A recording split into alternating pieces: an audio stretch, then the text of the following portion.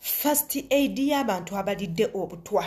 Igwenga olidde obutwa naye nga tomanyi kiddako weeraliikiridde oyinza obutatuuka mu ddwaliro ng'oli mulamu. Kiki olina okukola ng'omaze okulya obutwa?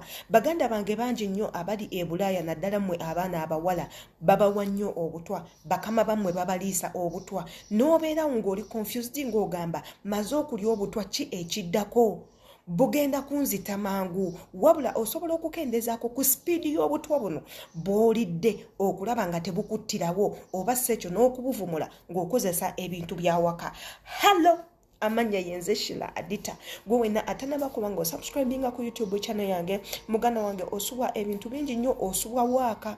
Jangu obeere nga oyiga nange ekigambo subscribe kibeera waawo gwe kikwatemu, wabula ng'ate n'akade akali awo waggulu tokeerabira kakwatemu. W'okwata ku kade ako bajja kuba bakuwa message buli tuteekayo video empya bakugambe jangu olabe biki ebiri ku channel, jangu oyige. Kyenkusaba kiri kimu, subscribinga okwate ne ku kade, sharinga channel, yita banno abalala bajje babeere nga batwegattako. Waka gwe tuteekayo tuyigiriza buyigiriza, teyeesitaza muntu yenna, tusomesa naawe osobola okuyiga, ate by'oyize naawe n'obisomesaako omuntu omulala bijja kubeera nga bimuyamba. Ebintu bye tusomesa tubikozesa buli lunaku, bintu bya bulijjo tubikozesa ewaka, tubikozesa okufumba, tubinywa, tubirya, tubinaaba, tubirabako buli lunaku.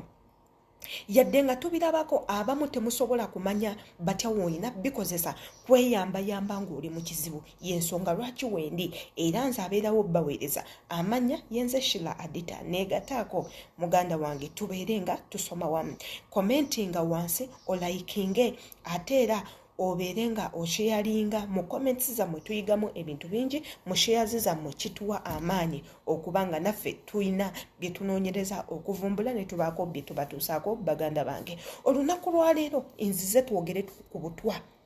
Baganda baffe bangi nnyo baweebwa obutwa mu biyumba.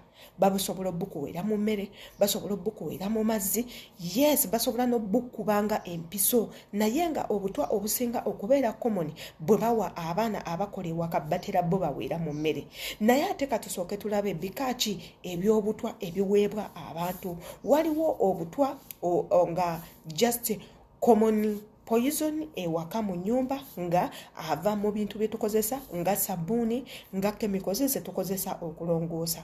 Waliwo animal poison, ezo nno nga poison ava mu biwuka oba mu bisolo nga emisota n'ebintuntu ebirala. Wabula ate waliwo ne poison, powder poison, ono nno nga basobola omukola mu bimera byonna. Oyo obunno bonna bubeera butwa. Tugenda kukola tutya first aid y'obutwa? Otegeera otya nti olidde obutwa?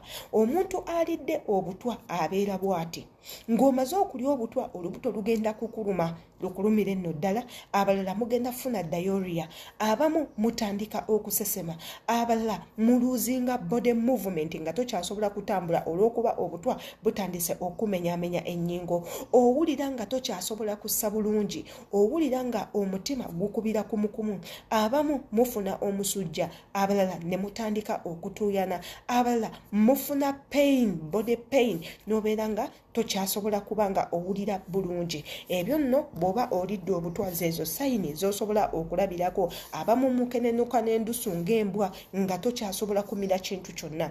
Bw'oba ozudde ebintu ng'ebyo, ky'osooka okukola kiri kimu: tabulayo giraasi y'amata, oteekemu omunnyo obeere nga onywa. Kijja kuyambako okutandika okufuna excess vomiting, obeere nga osesema nnyo ate ng'oddukana nnyo. Gy'okoma okusesema n'okuddukana, obutwa oba obufulumya. Ekyo bw'oba tokisobodde muganda wange, nywa nnyo amazzi ojabulule ku maanyi g'obutwa galeme kubeera nga obutwa buleme kubeera nga bukugenda ku mutima. Ekintu ekyakyoyina okukola naddala nga omaze okunywa obutwa, tabulayo galiki, mukube bulungi nnyo, omuteeke mu mata, obeere nga omunywa, agenda kukuyambako okeneneramu obutwa. Wabula ekyo bw'oba nga okimaze, tuyina obutungulu, yes, onions.